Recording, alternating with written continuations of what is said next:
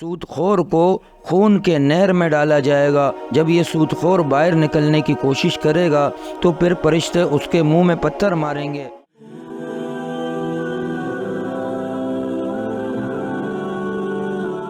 اعوذ باللہ من الشیطان الرجیم، بسم اللہ الرحمن الرحیم۔ اللہ تبارک و تعالی نے سود کی حرمت کو قرآن کریم میں بیان فرمایا کہ انسان کو سود سے اجتناب کرنا، سود سے بچنا۔ اللہ تبارک و تعالی فرماتے ہیں الذین یأکلون الربا لا یقومون الا کما یقوم الذی یتخبطہ الشیطان من المس۔ اللہ فرماتے ہیں الذین یأکلون الربا، وہ لوگ جو سود کھاتے ہیں، الذین یأکلون الربا لا یقومون الا کما یقوم الذی، وہ کھڑے نہیں ہو سکتے مگر اس طرح کھڑے ہوں گے یتخبطہ الشیطان من المس، جیسے ان پر آسیب چمٹا ہوا ہو۔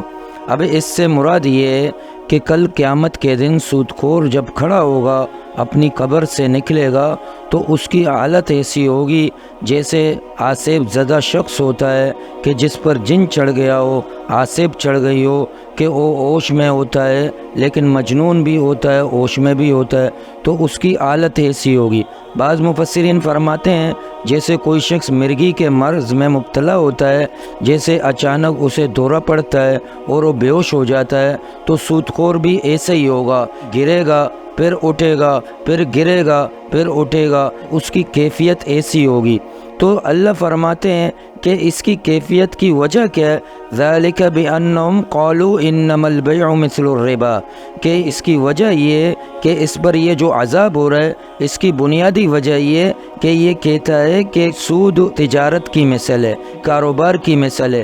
حالانکہ سود کھاتا ہے، سودی کاروبار کرتا ہے، لیکن اس کو تشبیہ دے رہا ہے تجارت کے ساتھ، حلال تجارت کے ساتھ، جبکہ اللہ نے اس کو منع فرمایا احل اللہ البیع وحرم الربا، کہ اللہ نے تجارت کو حلال کیا اور سود کو حرام کیا، لیکن یہ سود کو تجارت سمجھ کے کر رہا ہے کہ یہ بھی حلال اور جائز ہے۔ مثال کے طور پر کسی کو 10,000 دے رہا ہے، اس کی عوض 12,000 لیتا ہے، 2,000 اضافی لیتا ہے، بغیر محنت و مشقت کے اس سے اضافی پیسہ لے رہا ہے، تو یہ سود ہے۔ پھر چاہے وہ سونے کی شکل میں ہو، چاندی کی شکل میں ہو، جو کی شکل میں ہو، گندم کی شکل میں ہو، نمک کی شکل میں ہو، یعنی ان میں برابری سرابری شرط ہے۔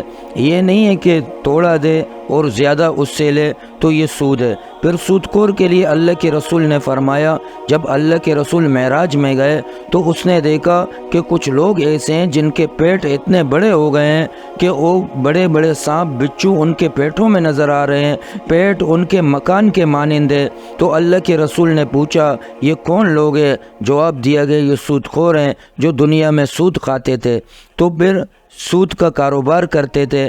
پھر اسی طرح آتا ہے کہ سود خور کو خون کے نہر میں ڈالا جائے گا۔ اب خون سے بھرا ہوا ہوگا وہ نہر، جب یہ سود خور باہر نکلنے کی کوشش کرے گا تو پھر فرشتے اس کے منہ میں پتھر ماریں گے اور پھر اسے اس نہر میں دھکا دیں گے۔ اب وہ نکلنے کی کوشش کرے گا لیکن اس پر پتھراؤ ہوگا، اس پر پتھر برسیں گے۔ پھر ایک سود کا سب سے بڑا نقصان اللہ تبارک و تعالی فرماتے ہیں فَإِن لَّمْ تَفْعَلُوا فَأْذَنُوا بِحَرْبٍ مِّنَ اللَّهِ وَرَسُولِهِ، کہ اللہ فرماتے ہیں اور اگر کوئی اس طرح کرتا ہے، یعنی سود سے باز نہیں آتا، اس کا تجارتی سودی ہے، وہ باز نہیں آتا، تو تیار ہو جائے لڑنے کے لیے اللہ اور اس کے رسول سے، یعنی اللہ سے مقابلہ کرنا، اس کے رسول سے مقابلہ کرنا۔ اب رسول سے مقابلہ کیسے کرنا؟ جہاد کرنا، اللہ کے رسول سے جہاد کرنا، اور اللہ کا مقابلہ یہ ہے کہ اللہ آخرت میں اسے عذاب سے دوچار کریں گے، آخرت میں اسے عذاب ملے گا اس دنیا میں سود کھانے کی وجہ سے، کہ انسان اپنے آپ کو اس ذلت سے بچائے کہ بظاہر ہمیں ایسا محسوس ہوتا ہے کہ سود میں ہمیں بڑا نفع مل رہا ہے، بڑے فائدے مل رہے ہیں، بڑا مال بڑھ رہا ہے، لیکن اللہ خیر و برکت نکال لیتے ہیں۔ اور پھر عیش کے سامان تو بندہ خرید سکتا ہے، یعنی عیش کے سامان، سکون کے سامان بندہ خرید سکتا ہے، اپنی ضرورتوں کو پورا کر سکتا ہے، لیکن اللہ قلبی سکون چھین لیں گے، دل کا سکون چھین لیں گے، کہ بظاہر تو انسان کو ایسا محسوس ہوگا، دیکھنے والا یہ سمجھے گا کہ یہ عیش و عشرت میں، لیکن یقین جانو اس سود کی وجہ سے اس کے راتوں کا سکون برباد ہو جائے گا، اس کا چین برباد ہو جائے گا۔ پھر یہ دنیا میں سکون و چین کا برباد ہونا الگ، پھر آخرت میں اس کے لیے دردناک عذاب ہوگا۔ تو انسان کو اتل امکان کوشش کی ضرورت ہے کہ وہ سود جیسے فعل سے اپنے آپ کو بچائے کہ اللہ کے ساتھ مجھے لڑنا، اللہ کے رسول کے ساتھ مجھے لڑنا، یہ تو میرے آخرت کا خسارہ ہے۔ تو اللہ سے دعا ہے کہ اللہ اس سودی مرض سے ہماری حفاظت فرمائے۔ وآخر دعوانا الحمد للہ رب العالمین۔